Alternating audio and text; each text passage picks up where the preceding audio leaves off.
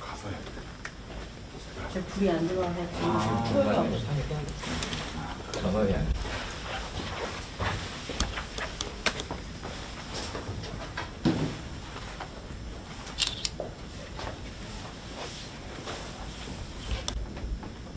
좌우로 예예. 여기 다 보여주시면 아니면 그 그 왼쪽 거. 다운받고 영상 웹한테 다운받아갖고 그것도 좀 움직여줘도 돼. 근데 어차피 지금 시연하는 영상은 우리처럼 이렇게 용량이 크지 않으니까 아마 이 얹어버리면 각사 다 받아서 쓸 수 있습니다. 그거 다운받아가지고 그냥 웹하드에다 얹어줘. 종편 다 받아. 시연 영상입니다. 드신 거 그를 옆으로 그 정도로 한번 보여주실래요? 요거는 지금 0.5mm 예. 폭탄이고 지난주에 나간 건 플라스틱 네. 요 밑에 것도 한번 그렇게 앞쪽으로 보여주셨다가 옆쪽으로 보여주셨다가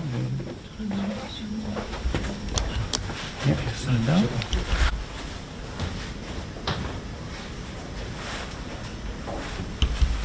좀 더 봐주세요. 예. 왼쪽 거 다시 한번. 네. 오른쪽 거 다시 한번.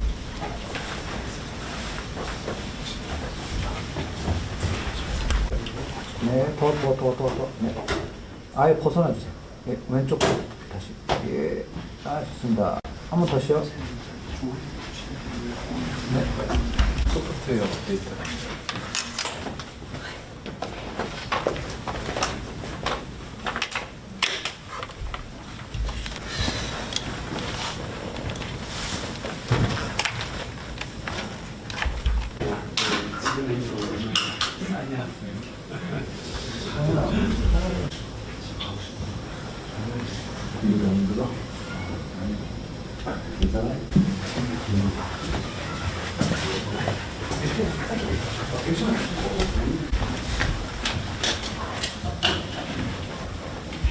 중구진흥과장 조종영입니다.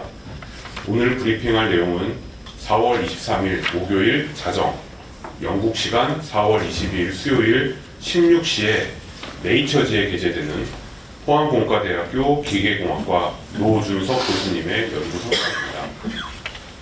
최근 가상 증강현실, 의료 영상 등 3D 콘텐츠의 수요가 급증하고 있습니다만 여전히 텍스트 열람이나 일반 영상 시청 같은 2D 콘텐츠 소비가 지배적입니다.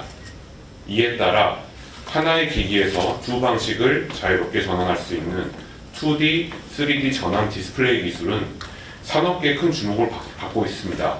하지만 기존의 기술은 시야각이 15도 내로 매우 좁아서 3D 영상을 여러 위치에서 즐기기가 어렵고 2D 화면의 화질이 떨어지는 단점을 가지고 있습니다.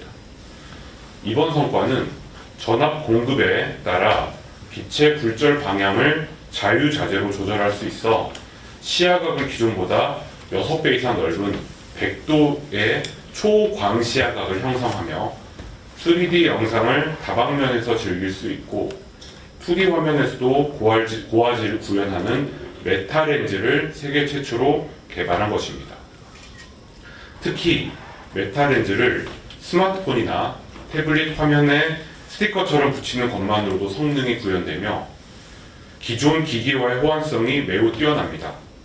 향후 모바일 기기는 물론 정밀 의료 영상 시스템이나 대형 5개 광고판까지 관련 산업에 폭넓게 적용될 것으로 기대됩니다.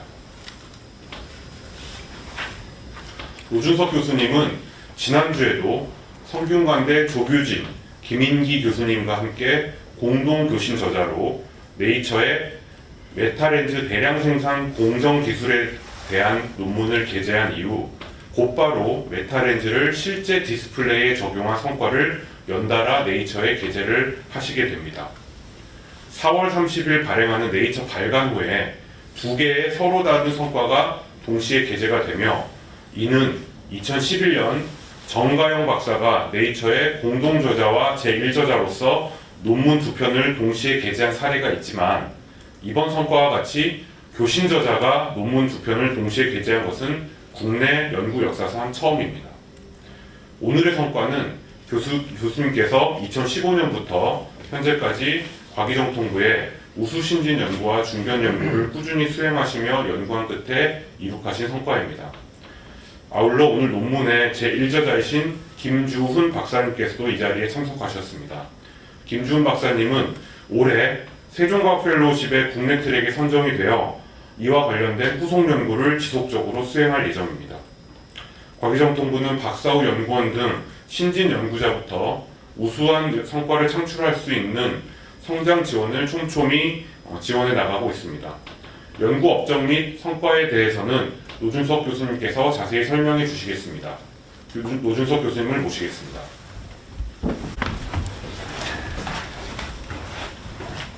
예, 안녕하십니까. 소개받은 포항공대 노준석입니다.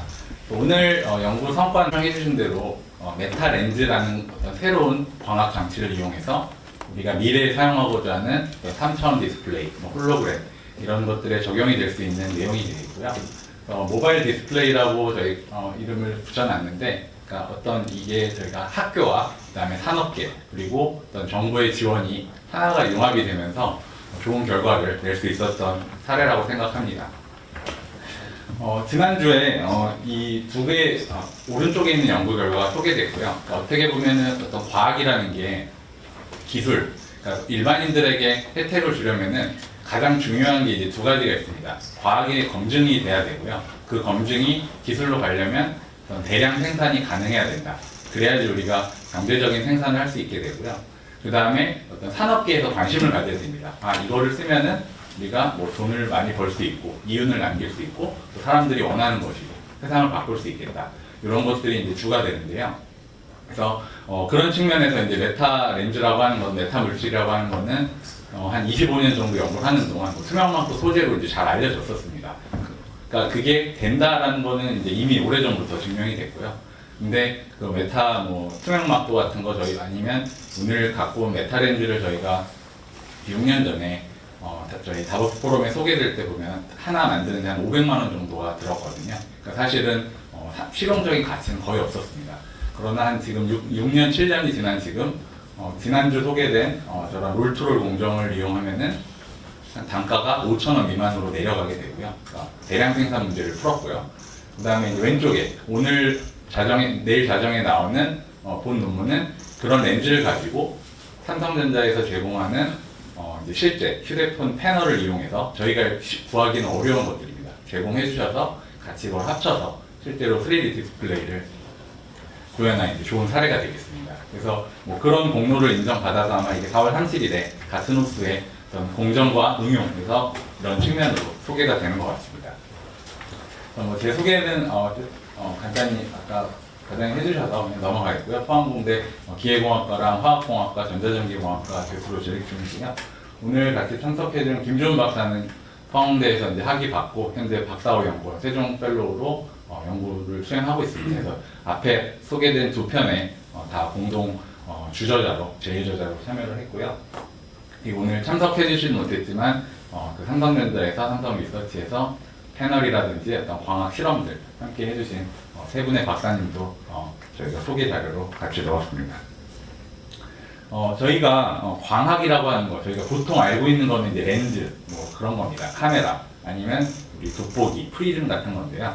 이런 옛날 광학들은 그냥 광학이라는 게 그냥 스스로 안경처럼 그냥 이런 미케니컬한 어떤 홀더만 있으면 작동이 되는 건데, 우리가 미래에 필요한 광학들은 굉장히 복잡해집니다. 휴대폰에 들어가야 되고, AR 글래스, VR 글래스, 보시는 이런 컴퓨터, 이런 것들에 결합이 돼서 써야 되기 때문에 가장 중요한 게 그런 사이즈 문제, 그리고 무게, 그 다음에 가격, 이런 것들이 맞춰질 수 있느냐 하는 것입니다.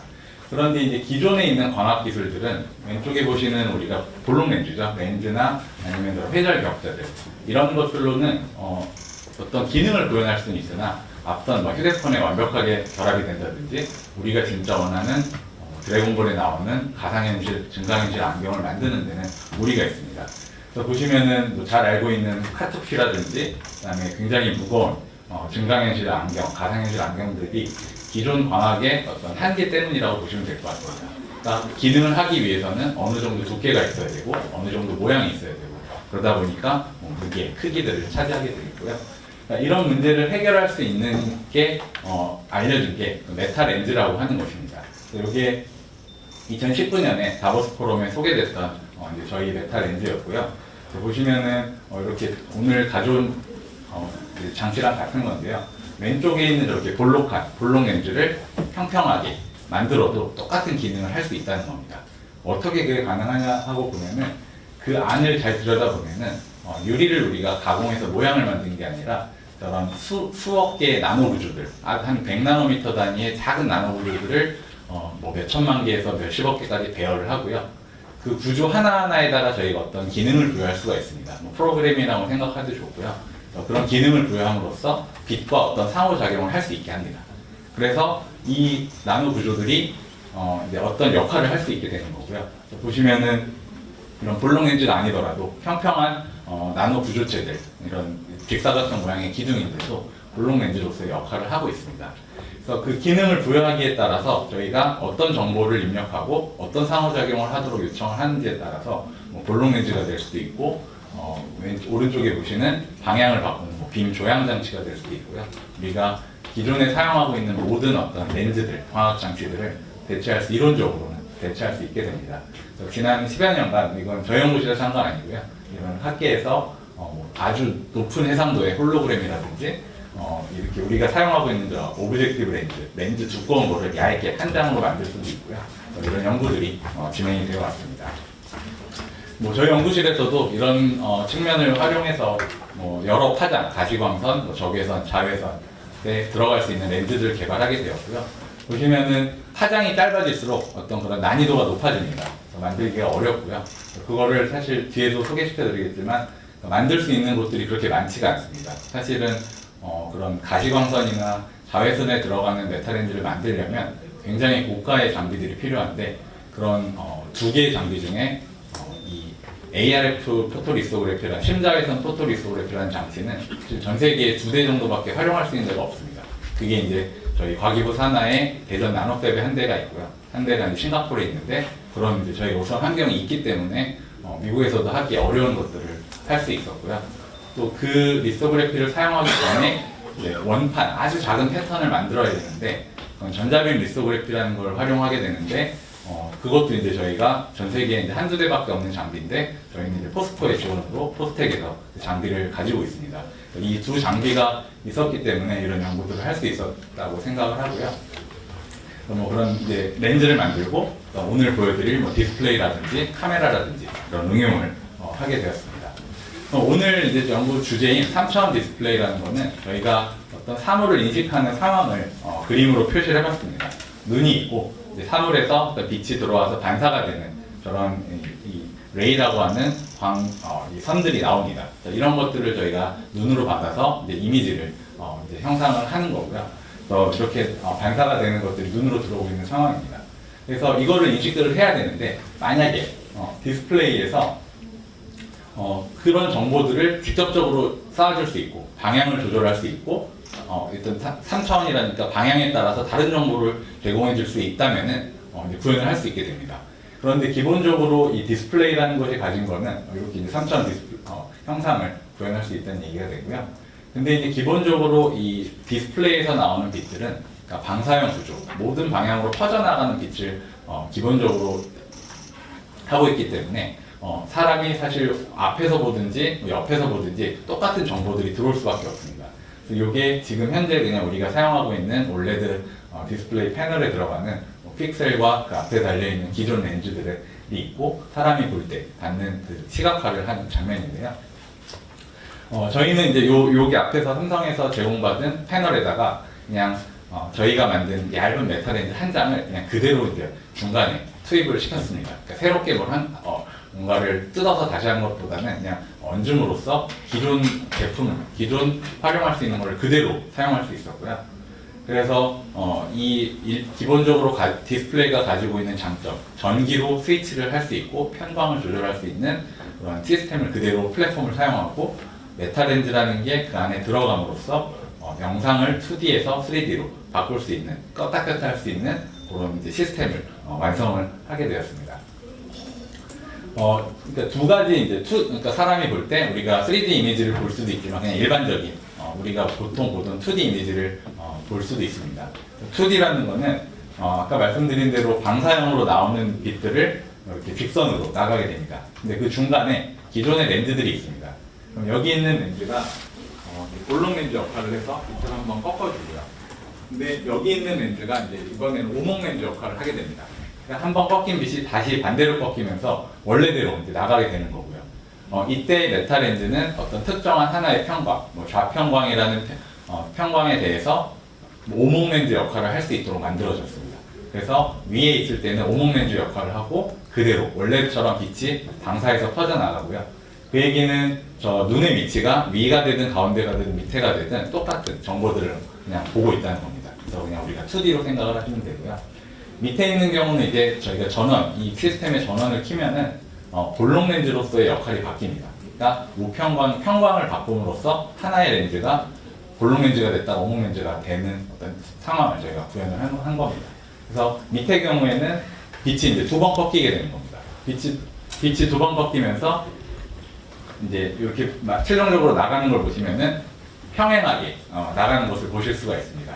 그러면은 그 얘기는 우리가 앞을 보고 있는데 앞으로 이 정면을 보고 있을 때는 그냥 기존에 오던 앞에 이 수직의 정보가 들어오고요. 이 오른쪽 왼쪽에 있는 거는 어떤 물체가 있을 때 어떤 틀어진 상황을 연출하면서 그 정보들이 이제 다른 정보들이 들어오게 됩니다. 그러니까 위에서는 그냥 똑같은 정보, 위치에 따라서 같은 화면을 보게 되는데 이거는 내 머리의 방향이나 눈의 방향에 따라서 이 화면, 물체의 옆면을 볼 수도 있게 되는 그렇게 생각하시면 될 것 같습니다. 그래서 2D와 3D를 왔다 갔다 할 수 있게 되는 거고요. 영상 자체는 이제 2D 이미지를 쏠 때는 2D 이미지가 들어가고요. 3D 이미지는 이제 가공된 어떤 3D 이미지가 제공이 되는 겁니다. 그래서 뭐 그렇게 이제 두 개의 시스템을 왔다 갔다 할 수 있는 내용을 구현을 하였고요. 그러면은 이런 게 이제 원래 그럼 없었느냐라고 하면은 있기는 있었습니다. 보시면은 왼쪽에 기존의 방식은 긴 볼록 렌즈 모양인데 실린더처럼 생긴 긴 렌즈를 이용해서 렌티큘러 렌즈라고 하는 걸 이용해서 빛을 어느 정도 방향을 바꿀 수 있었는데 보시면은 두께도 굉장히 두껍고요. 밀리미터 단위고요. 그 다음에 그 시야각, 우리가 3D 이미지를 볼 수 있는 시야각이 한 15도 정도로 제한이 되었습니다. 근데 저희가 이 메타 렌즈를 도입함으로써 얻을 수 있는 효과는 그 렌즈의 두께가 밀리미터에서 이제 마이크로미터, 한 100분의 1에서 1000분의 1 정도 얇아졌고요. 그러니까 거의 두께감은 없으니까 기존 시스템에 삽입을 할 수 있었고요. 그 다음에 시야각 자체가 훨씬 100도로 넓어졌습니다. 그러니까 우리가 조금 옆에서 봐도 어떤 3D 이미지를 볼 수 있고, 그러니까 그 범위가 굉장히 넓어졌다고 보시면 될 것 같습니다. 그럼 두 가지 큰 장점을 가지게 되었습니다. 그래서 실제 이게 이제 디바이스 장치고요. 이게 5cm by 5cm로 만든 저희 렌즈인데 이게 현존하는 가장 큰 렌즈라고 보시면 될 것 같습니다. 그래서 아까 말씀드렸던 그 장비들을 이용해서 저희가 구현을 할 수 있었고요. 이 렌즈를 삼성전자에서 제공해주신 패널에다가 직접 올렸을 때 이제 그냥 가운데 중간에 들어가 있는 거고요. 그 최종적으로 합쳤을 때 두께가 한 1mm 좀 한 1.5mm 정도 됩니다. 그러다 보니까 뭐 거의 두께의 차이는 느낄 수 없고 그럼으로써 그냥 기존 것처럼 사용할 수 있게 되는 장점이 있겠습니다. 그래서 뭐 전기를 걸어서 이미지를 바꿀 수 있는 시스템을 활용했고요. 실제로 사진으로 저희가 이미지를 보면은 2D 이미지는 그냥 똑같이 플랫하게 보이는데 3D 이미지는 이 각도에 따라서 조금 튀어나오는 것들을 상황을 연출할 수가 있습니다. 그리고 시야각이 이제 50도에서 마이너스 50도까지 총 100도 정도의 시야각을 가지게 되고요. 실제 영상으로 보시면은 요거는 그냥 2D 이미지이기 때문에 왼쪽에서 보나 오른쪽에서 이렇게 돌려봐도 그냥 같은 입체감이 없는 평평한 이미지가 제공이 됩니다. 근데 이제 전원을 켜서 3D를 작동을 시키면은 보시면 각도가 틀어지면 확실히 뭔가 튀어나와 있는 이미지가 보이고요. 그래서 이게 기존에는 이런 3D 영상을 구현하기 위해서는 보통 뭐 안경을 써야 된다거나 복잡한 장치가 있어야 된다거나 하는데 그냥 우리 디스플레이, 뭐 TV라든지 아니면 휴대폰 화면을 놓고도 3D 이미지를 볼 수 있는 가능성이 열렸다고 생각하시면 될 것 같습니다. 그래서 앞서 이제 이런 이제 어떤 과학적으로 어떤 거를 할 수 있고 이런 응용을 만들었었는데 아까 초두에 말씀드렸던 이제 그럼 너무 비싸면 사실 의미가 없지 않습니까? 그래서 예전에 다보스 포럼에 소개된 저희 렌즈가 달린 카메라인데요. 그 당시에 렌즈 하나 만드는데 이제 500만 원 정도가 들었습니다. 근데 카메라 가격이 100만 원이니까 사실 사용하는 게 말이 안 됐었고요. 그래서 다보스 포럼에서도 뭐 굉장히 혁신적인 미래를 바꿀 수 있는 기술이지만 어떤 제조 혁신, 생산이 따라줘야지만 그런 미래가 올 것이다라는 코멘트가 이제 있었고요. 지금 이제 7년이 지난 지금 시점에서는 그 렌즈의 단가가 한 5,000원 미만으로 내려갔습니다. 여러 이제 대면적 공정, 대부분 지금 여기 있는 연구들 다 오늘 같이 참여해준 김준 박사가 주저자로 참여했던 연구들이고요. 이 앞선 말씀드린 뭐 회사에서 제공하는 장치, 그다음에 나라에서 제공하는 인프라들을 활용을 해서 그런 작은 것들을 크게 만들 수 있고, 크게 만든다는 것은 결국 대량 생산을 할 수 있고 싸게 만들 수 있고, 그게 일단 확보가 돼야 많은 기업들이 여기도 활용해보고 저기도 활용해보고 경제성이 있다 라는 판단을 할 수가 있게 되는 것 같습니다. 예, 그래서 그런 성과들이고요. 저 오른쪽에 맨 오른쪽에 있는 게 지난주에 보도되었던 롤트롤 장비를 이용한 대면적 생산 연구가 되겠습니다. 그래서 네, 여기까지가 이제 성과 브리핑이고요. 그래서 시간이 조금 있나요? 네. 시간이 있어서 잠깐 말씀드리면은 사실 그 어떤 과학이라는 게 사실 기술로 가는 과정을 말씀드렸는데 그게 한 보통 이제 50년 정도가 걸린다고 합니다. 이제 메타물질은 연구된 지 한 25년 정도가 됐고요. 그래서 보통 그런 상황에서 뭐 노벨상을 받기도 하고 그냥 뭐 아닌 경우도 있고 사업화가 되기도 하고 하는데 올해 이제 메타물질을 주제로 노벨 심포지움이라는 것이 열립니다. 그 얘기는 그러니까 이 메타물질이라는 게 정말로 세상을 뭐 바꿀 수도 있을 것 같다라는 판단들을 하시는 것 같고요. 근데 이제 그 어떤 과정에 저희의 대량 생산하는 방법 그리고 응용이 가능하다는 것들이 큰 영향을 미쳤다고 보통 학계에서 얘기를 하고 있습니다. 그래서 올해 제가 이제 노벨 스웨덴에 가서 관련 연구를 발표를 하게 되고요.